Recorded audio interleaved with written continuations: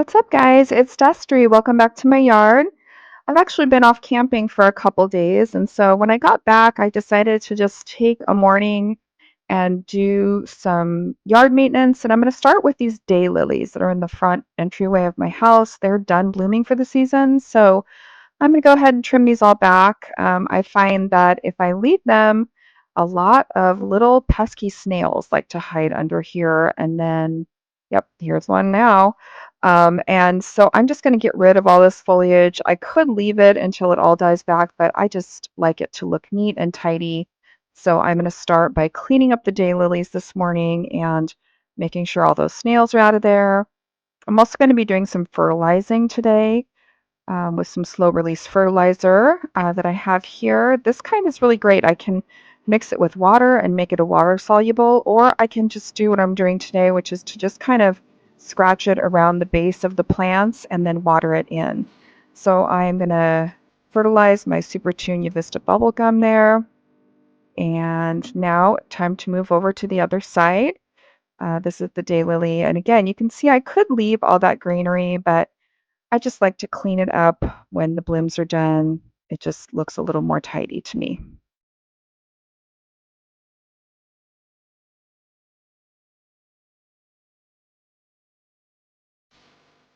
We've had this fountain here in our entryway for a few years, and it's a lot of maintenance. My husband often has to like clean out the filter and all of that, but it's really beautiful, and I love the sound that it provides when guests are walking up to my home.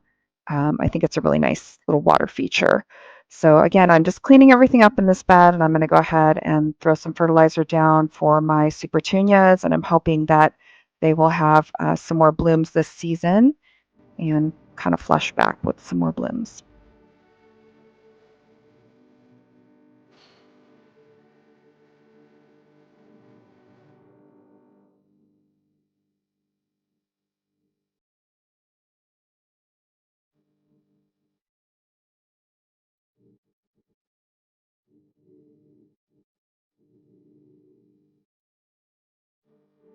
So I'm going to do the same thing to my containers here on the front, my topiary containers.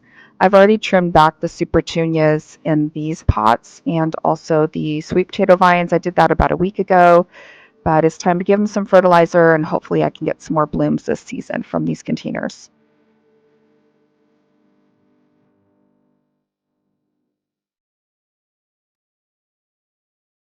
I've been really impressed with the Super Tunia Royal Velvet from Proven Winners that I planted in the spring here.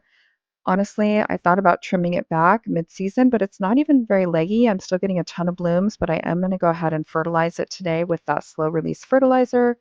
So hopefully it will continue to bloom for me throughout the rest of the end of the summer.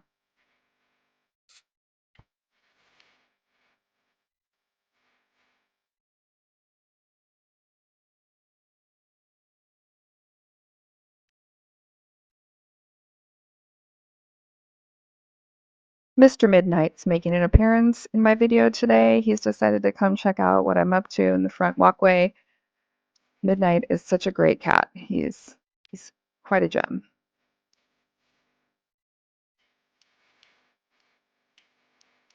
Time to move on to my backyard. So I'm going to start by deadheading my Shasta daisies. I absolutely love Shasta daisies, and I have several patches of them, but they're done blooming for this season. So I'm going to trim everything back and clean up this garden bed as well.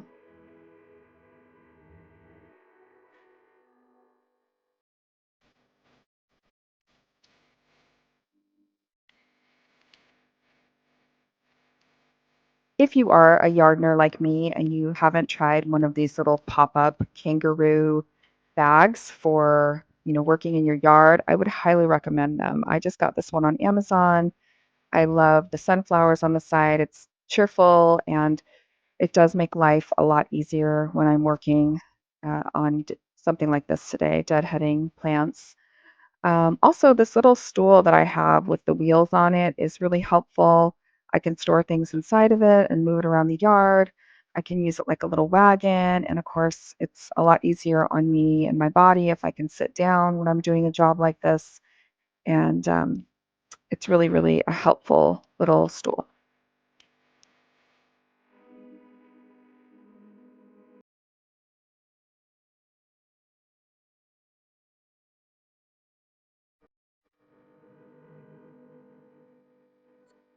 So I'm just going through this garden bed. There's actually another Shasta daisy down in this area. I trimmed back my catmint a bit, which is another perennial that I love. You can see my Russian sage is blooming there. So I'm just kind of tidying things up, getting rid of some things that are done for the season and tidying up this garden bed.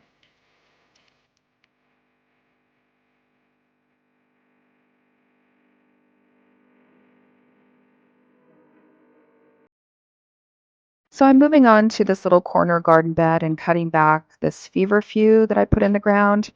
It's got these tiny little white flowers, and honestly, I don't really want it to go to seed. And then I'm going to move on to my dianthus. So, of course, Milo and Max, the Aussie Doodles, are helping me out quite a bit in the yard today. But um, I'm just going to trim everything back, round everything into some little tidy mounds. I've got dianthus, I've got some candlestick flower here, and just, giving everything a fresh look. I may get another flush of blooms, especially from the dianthus this year.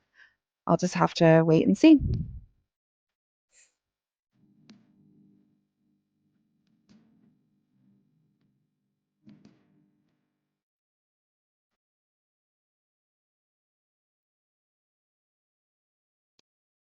It's always hard to trim things back when they still have a little bit of flowers left on them, but honestly, it's healthier for the plant this way, and I think that it's going to help that plant to refresh. And again, like I said, it might push another flush of blooms for me, so that would be awesome.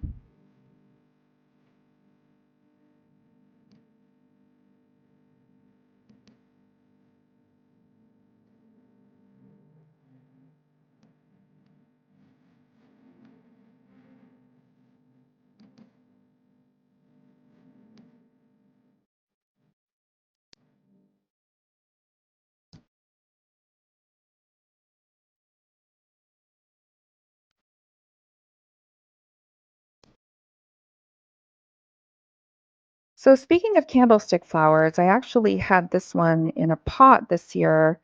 So I've decided to, kind of fill in this empty gap here with another candlestick flower to kind of just repeat the pattern of this garden bed. So I went ahead and popped it in the ground here. I'm just kind of trimming everything back to see if it will do well in this spot. And honestly, I'm just about done with some of these containers that I've put together. So more on that to come soon. So moving on, check out this verbena that I put in the ground. I actually put it in the ground the same day that I put this one over here in a pot. Can you tell which one did better? I can't believe the difference in the growth and the flowers of the one that's in the ground versus the pot. So like I said, I'm kind of assessing my potted plants I planted up this spring and moving some out and into the landscape.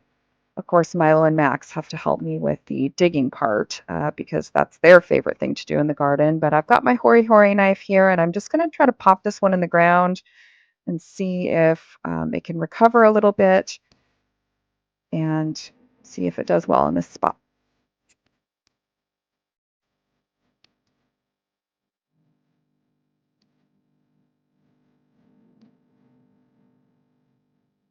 Max was not ready to stop helping me dig, but I did have my hori knife in here, so I had to get him out of the way. But I hopefully this verbena will have time to sort of flush out like the other one did in its new home. I guess we'll find out.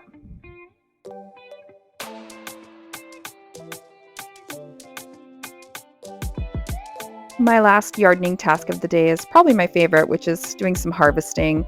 I've got these really beautiful sun gold cherry tomatoes and some slicing tomatoes that my daughter specifically requested for her hamburgers this summer. So I am going to go ahead and pick everything that seems ripe, and that way my tomato plants can hopefully push some more blooms. And oh man, they are tasty, I have to tell you. So again, harvesting, always one of my favorite things to do in the garden. I was also able to harvest a few potatoes today, and I'm going to cook those up for dinner. So I am excited to give these a try as well. Thanks for hanging out in my yard with me today, guys. I hope you get out in your yard today. It's a fun place to be. See you next time. Bye.